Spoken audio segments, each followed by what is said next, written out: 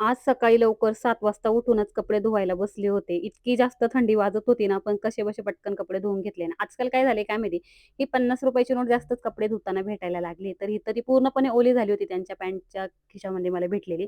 इथं मी अशीच प्रकारे तिला इस्त्री दिली आणि मस्त कडक नोट केली पुन्हा एकदम नवीन करकरीत. तर सकाळी-सकाळी ₹50 भेटले. चला, मी मागच्या वेळेस म्हटले, की मला खजिना भेटतोय, तर त्यांना मी म्हटले आणि दाखवलं सुद्धा, की मला 50 ची नोट भेटली. त्यानंतर फक्त 50 म्हटले ठीक आहे नेक्स्ट टाईमपासून जास्त पैसे ठेवत जावा.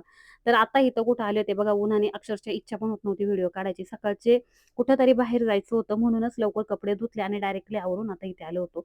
तर आता इथे सर्वजण नारळ पाणी प्यायला थांबले होते. जवळ पुण्याच्या आसपास असेल आम्ही. आजीसुद्धा आली होती. तर आता जे पहिल्यापासून माझ्या ब्लॉग पाहतात तर त्यांना माहीत आहे, की माझी एक जाऊबाई म्हणजे मिस्टरांची चुलते आहेत, त्यांची सून. तर तिकडेच त्यांच्या इकडे चाललो होतो. पुण्याच्या पुढे उरळी कांचन म्हणून आहे, तर तिकडे. तर सकाळी तीच गडबड चालली होती. घरी काही जास्त शूट घेत बसले नाही. इथं सर्वांनी थोडंसं नारळ पाणी पिलं आणि हा कुठला ब्रिज होता माहीत नाही. मला पहिलं असं वाटलं झाडच आहे, पण झाड नाही. सर्व ब्रिजला जो सपोर्टचे खांब होते, तर सर्व झाडांचा शेप दिला होता. त्यानंतर आता मी डायरेक्टली पोहोचलो होतो इथे.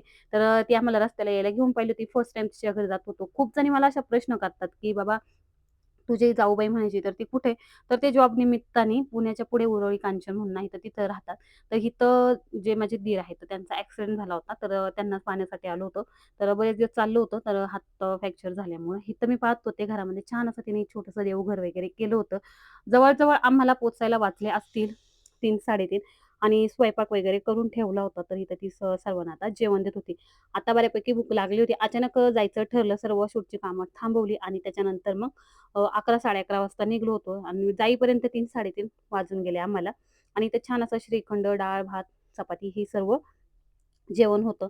आता इथे 5चा टाईम झाला होता. थोडा वेळ रेस्ट केला. सर्वांना इथे तिने चहासुद्धा केला होता आणि आता निरोप घ्यायची वेळ झाली होती. कारण पुन्हा मग 2-2.5-3 तासाचं रनिंग होतं म्हणून असं होतं, की बाबा चला लवकरच जाऊ म्हणून इथं हळदी-कुंकू दिला आणि ती माझ्या पाया पडायला लागली. तेव्हा म्हटले, "पाय वगैरे काही पडू नको." तर इथं तेच मी तिला थांबवत होतो. आता आम्ही निघालो येण्यासाठी. बऱ्यापैकी अंधार झाला होता. इथं आरवीचं आणि तिचं खूप चांगल्या प्रकारे जमतं. तिथे पुन्हा आम्हाला ती सोडवण्यासाठी आली होती आणि तिचा निरोप घेतला आणि आम्ही पुढच्या प्रवासाला लोणावळ्याकडे यायला सुरुवात केली.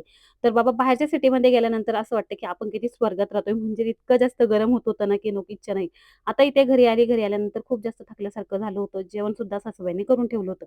आता प्रत्येक चॅनेलवरती काही ना काही सीरीज सुरू आहे. तर त्यामुळे मी सुद्धा आपल्या चॅनेलवरती एक सीरीज सुरुवात करणार आहे उद्यापासून. त्यासाठी चॅनेलला सबस्क्राईब करून ठेवा जेणेकरून आणि हो, त्याचा नक्कीच आपल्या आयुष्यात चांगला उपयोग होईल. सगळ्यांपेक्षा काहीतरी वेगळं असणार आहे. त्यामुळं आता लगेच चॅनेलला सबस्क्राईब करून ठेवा जेणेकरून ज्या सीरीज आहे ते तुमच्यापर्यंत पोहोचेल. तर चला बाय. जेवण केलं आणि त्यानंतर आराम केला. खूप थकल्यासारखं झालं. Bye bye.